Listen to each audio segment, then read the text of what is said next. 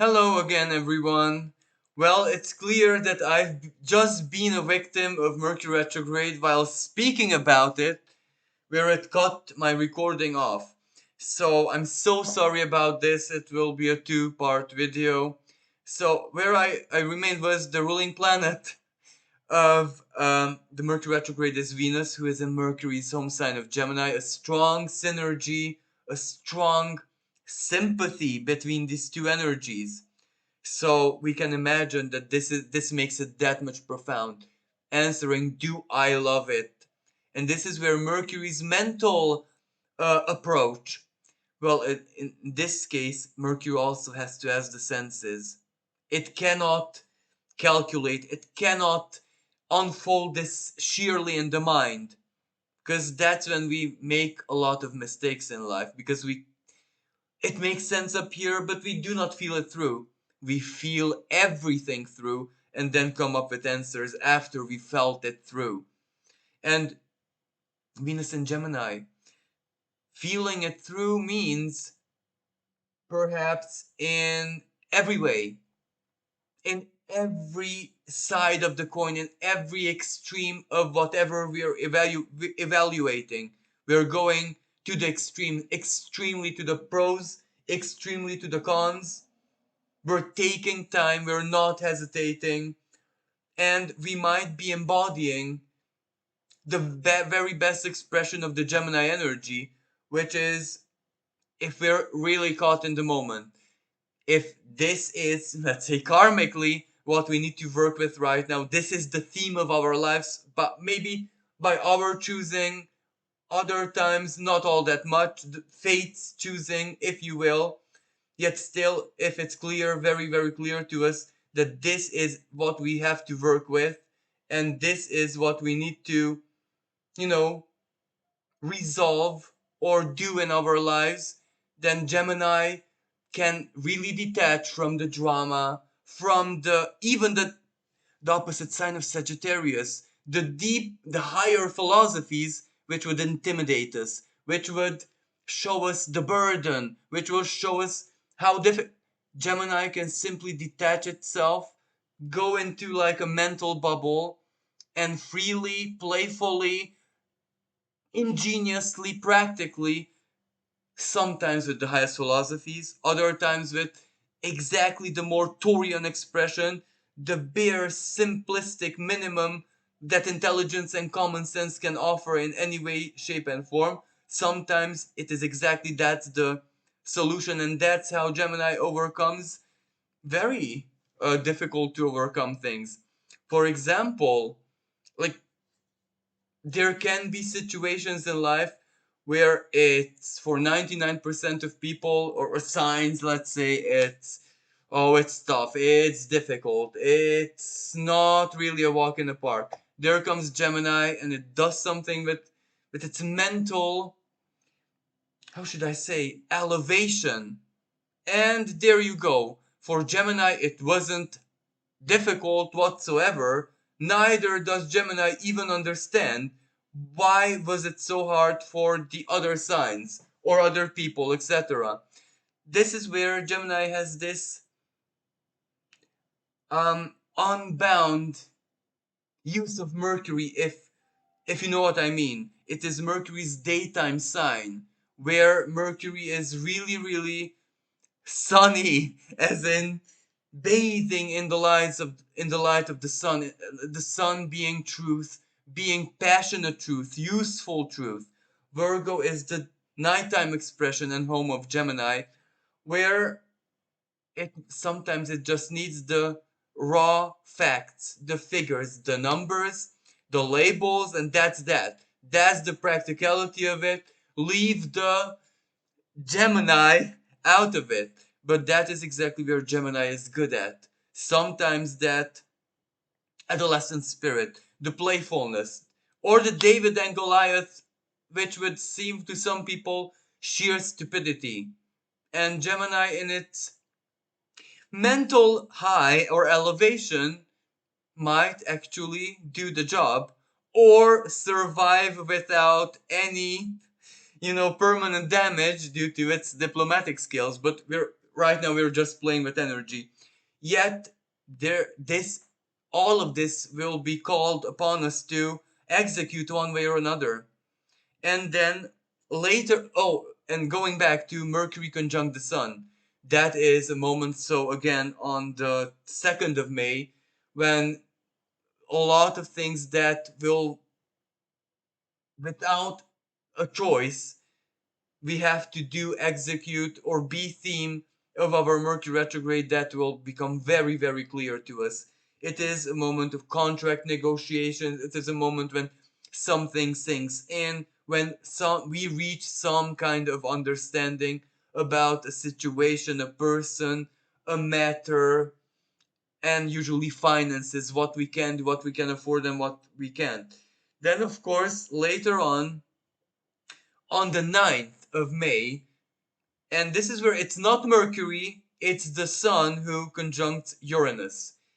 But I find this very important because this is what, on the 2nd of May started the information. Then on the 9th of May, where the Sun conjunct Mercury's higher octave Uranus, that's when things can change. That's when awareness gives us power. That can be a surprise moment. The situation, due to our understanding, our awareness, and Mercury doing its job. Mercury is connection, speech, attraction. Mercury is calling for help. Mercury is external solution as well. Well, we don't have it figured out, but someone, somewhere, sometimes even at one point in time, if this was done, this was worked with, then we can take that as a value and use it again, reapply it. Although Uranus doesn't really work all that much with the past. It wants us to improvise, to innovate. It wants us to do something so ingenious, so innovative that was never ever done before. Yet we can see the irony of life. Sometimes that is exactly you going back to the past. Anyway. But Mercury retrograde is the past. There is a lot of past energy here as well, so that's why I'm using the past example. But more importantly, on the 11th, Mercury sextiles Venus, where Venus is in the sign of Cancer already. Venus would have moved on into the sign of Cancer, where she is quite comfortable. And this Mercury retrograde, of course, we must not forget, sextiling Venus, that's inspiration. That's actually the power of love. Speaking love, showing love, giving love, care, nurture, the spirit of communion, community. There is help out there. And every gesture like this makes community, makes, the symbolism of Cancer all that stronger, the feeling, the elation, and the energy is going to be. So I do imagine that this 11th of May will be a period when gestures of kindness and solidarity and people uniting are gonna save a lot of situations out there. But exactly, Mercury retrograde, have the courage, or drop the pride and be honest about what you need, or what, the Mercury retrograde theme. Then on the 14th, the closure, so to speak, I also find very important for different reasons. Well, this is where Mercury reached its retrograde, so it's not going to go further back than this at this moment. That means this is when the square between it and Pluto is going to be as tight as it gets in this setup. It won't get any tighter. But Pluto is still Pluto. And the square, 5 degree, but it's still a tiny bit of a square, and Pluto's retrograde. So this is where I do see this as the hand of fate. I do see this as the resolution. I see this that whatever we have done, decided, fixed, negotiated, etc., etc., etc., under the Mercury retrograde, this is where it sinks in that, yeah, it's life changing.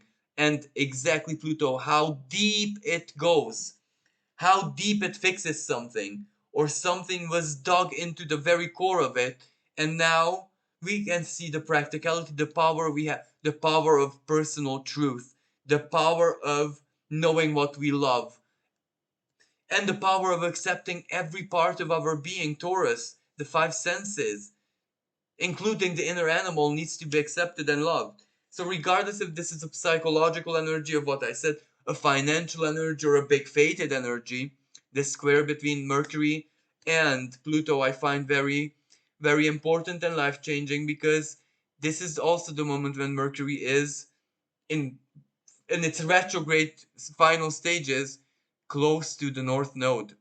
Pluto squaring the North Node in the sign of Taurus, of course. And this is where this is permanent change. This is where it sinks in how much our lives changed already. And this is also a part of this Mercury retrograde, the integration of the change. And last but not least, another energy which I would really like to mention is that also at its final moments, Mercury does hold a sextile with Saturn. And this is beautiful. This is really, really beautiful, because Saturn is the spirit in the sign of Pisces, in this sense, that spiritual structure, that spiritual defense, the spiritual service that we do to ourselves, or the services offer, that does not fail. If there was anything alternative conjured up by this Mercury retrograde, sextile Saturn, that alternative, the quick fix, the most crazy solution, the desperate attempt, whatever that may be, it works like a charm. So there is a lot of help in spirit. There is a lot of help in one's personal truth and needing the courage to embody it.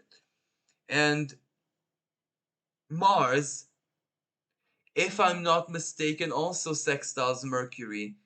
At the very beginning of Mercury retrograde, on the 21st, Mars does hold a sextile with Mercury. So Mars in the sign of Cancer is already setting things up. In sign of Cancer, it might be our instincts. We feel it within our guts. We feel the change. We are called already through instinct, through hormones, through what the feeling within us, the Cancer sign of the moon, the deep feeling, the intuition of it, the empathic echo of it. We feel already, because yeah, we can feel it already, because at the time of this recording is the 21st, so we're in Mercury retrograde. We feel what we're called to do. This Mars is preparing us in instinct, in intuition, and through other people. What do other people, Mars sextile Mercury, suggest to us? What does the universe is speaking through others? Our friends, family, community, other people. We are already in a certain kind of preparation mode. And now, last but not least, I would like to say a couple of really, I'm not going to put timestamps here, because I'm just going to say a couple of words of how this Mercury retrograde can influence each sign individually, but this is just the main karmic theme. I'm not going to get into details, because it would be silly to get into details, because it's, as I said, an eclipse energy as well. So, beginning with the sign of Aries, well, Aries was the host of the eclipse. So you can imagine that whatever triggered in their lives is very, very important, because for Aries, it's in part of the sky which has to do with finances, personal values, self worth, and what it is that they generate for themselves here on Earth. So Mercury retrograde, going back to find the finances, truly seeing where value lies in their own lives.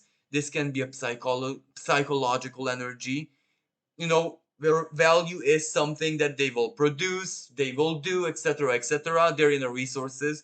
This can also be an energy where it's also about inheritance. What happened in the past, inheritance wise? What did I receive from life? What did I come with? So it's also that. But, this is where Aries wants to feel that they're actually generating a value in their lives. They need to be feeling that value. So this is how I. Moving on to Taurus. Well, for Taurus, they are the hosts of this Mercury retrograde season. For Taurus natives, it's maybe the most intense or more deeply impacting and personal, because what Taurus natives are, you know, learning through this Mercury retrograde is that how can they project more value onto other people, onto not necessarily other people, but everything in their lives. They want whatever value they project, they invest, they give, they even represent, because first house and whatever value that is as authentic, as truthful, and with Uranus in their sign as well, authentic as it possibly can. So this is all that much karmic. How is this manifesting in Taurus natives' lives? Is it money? Is it family? Is it for? So that is why for Taurus it's so personal. We can all we can just look at the energy. We can just look at the pattern and not all that much else. So the pattern is, how does their whole persona reflect their true authentic values, everything that they represent and believe in. Moving on to Gemini, well, this is where for Gemini it's a part of the sky which has to do with their deepest faith, with karma, of course, but also their own unconscious, their own dream world, their own psyche. So, Mercury retrograde, they need to figure out who they are, but not in the classic sense, but what fate, what the divine, what karma, what action and reaction, perhaps what the divine laws are showing them at this moment, through family members, through big karmic suggestive events when they just know that the universe is speaking to them, or through dreams, or their own physical, more like um, immune system, or blood, or hormones, or the water inside their body. What does that show them? Moving on to Cancer, well, for Cancer natives, this is more like which friendships, connections, wherever I belong to in my life, which is true value, which is false value. So this is where they see their true authentic values, why their lives are the way they are in the present, by looking at their friends or who they're connected to, who they give their not necessarily power but attention to in many ways. For some Cancer natives, this is exactly the internet and social media. For others, it's real friendship. For others, their group aspirations, but they will see what's authentic and what not, and that is the element of change. Perhaps a bit of cord cutting, but old friends who were lost can get back into their lives. This is the energy that brings back that old lost friend who I so want to see. This energy can get that back. For Leo natives, now this is where it's 10th house area. So it is all about how does what you do in your life, what you invest yourself into, serve your values. Because there needs to be a balance. This Mercury retrograde for Leo natives is about balance here. Because the work, soul path, soul calling, typical 10th house, that has to serve both. The Leo natives, pleasure and comfort at times, it also needs to have a certain reward in that sense, and it also has to serve, in a classical sense, to be valuable, etc., etc. But This is where Leo natives are called. My soul path, well, it can have pleasure, natural elements, anything to delight me with and to make me feel valuable more than it does in the moment. So they will be called to seek that out or to integrate it into their work. Moving on to Virgo natives, well, this is where Virgo natives are going to see the practicality, if that can even make sense, of their highest principles, of their deeper faith, or their attitude towards justice and equilibrium. And quite possibly, I do believe in the positive sense. For example, remember that moment when you were diligent, like this, like this, like this, when you lived up to your principles, even at that time it seemed that not a lot of good will happen to you. So you just did it for the sheer sake of being true to yourself. Maybe this retrograde will show you a different side to all of those events, how much they mattered, and those can open up doors in the present. Doors, ninth house domain, foreign countries, travels, business abroad, a larger sense of business where you might be beginning or Mercury retrograde, finding a way or maybe processing a request where it's larger than you thought. So it eclipses you a bit in that sense. Yeah, exactly. I think that's the best word. It eclipses the situation. So maybe thinking it through. But anyway, I do believe that this is where you will get further. Exactly because you were true to your principles, it takes you further now.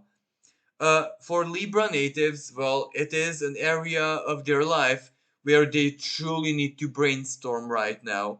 They truly need to figure out their finances, their investment, their future, basically. But in a very practical money matter, as in who, where, how to invest, how to begin, how to speculate, how to keep on firing up the business, whatever that means to them, managing that for others. And this can be quite a powerful moment when sexually they, am I allowed to say that word, heal profoundly, because they might attract someone or something, especially from the past, Mercury retrograde, remember, from your life. Someone who fixed you before, maybe they will fix you again. Moving on to Scorpio natives, now I do see this as a strong alliance with their partner, especially those who are in a committed relationship.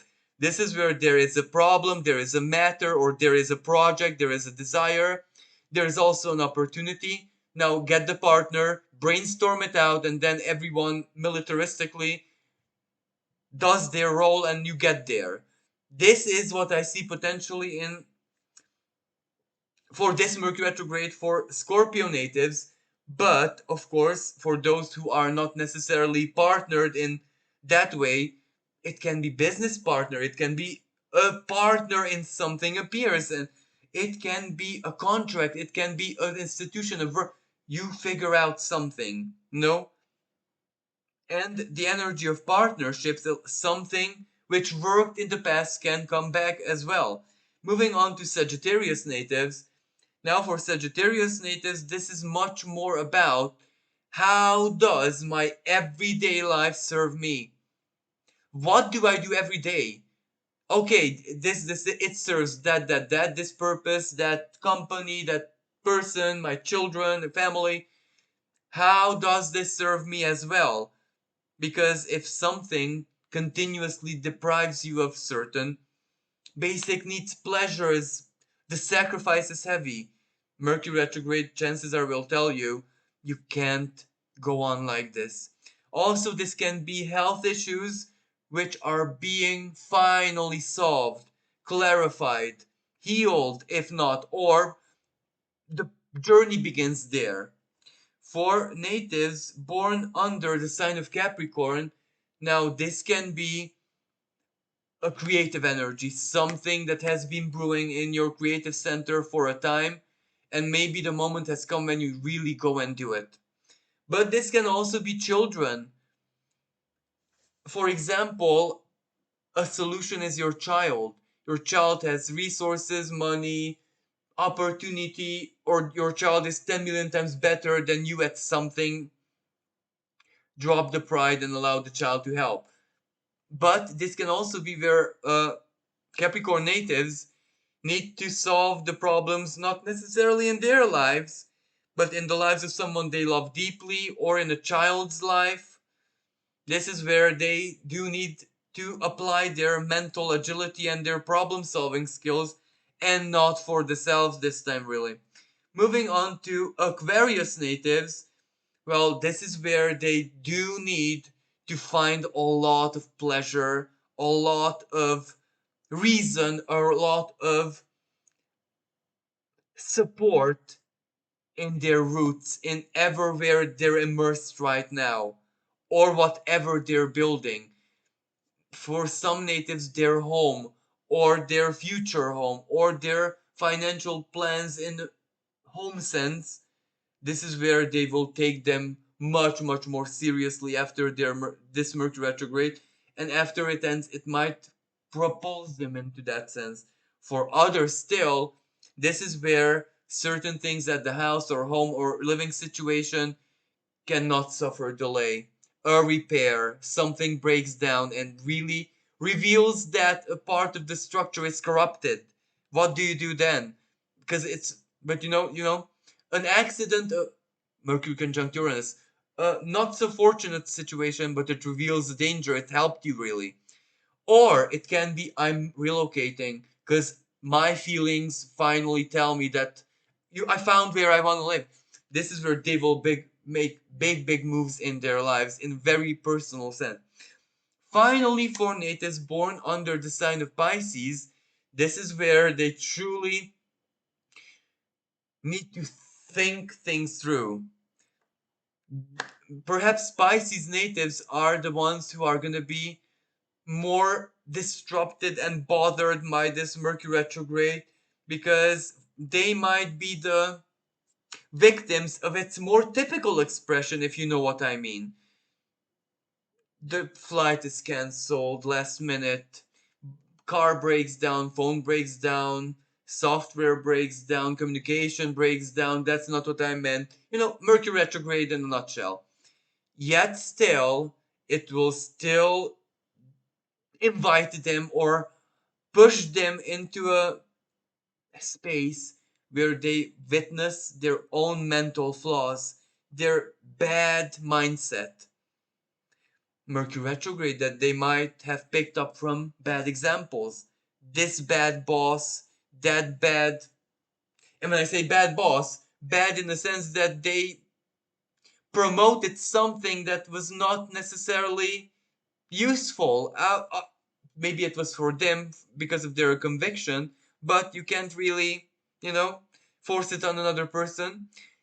Things, ways of looking at things, ways of perceiving things, ways of understanding things that are kind of faulty by design. For example, if we look at certain things as from the eyes of the victim, it's so clear. If you look at from the eyes of the aggressor, again, very clear. But if we just look at in a Virgo kind of way, opposite sign of Pisces, Virgo, of course, then maybe that's when we see the reality of it. So this is what Pisces kind of have to accomplish on this Mercury retrograde period. So I would like to leave it at this. Thank you so much everyone for listening. I do hope that this was useful and helpful.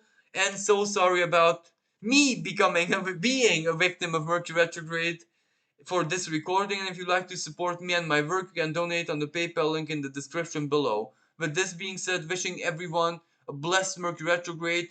And again, remember, it is very deep. It's gonna go very deep. So bear with it.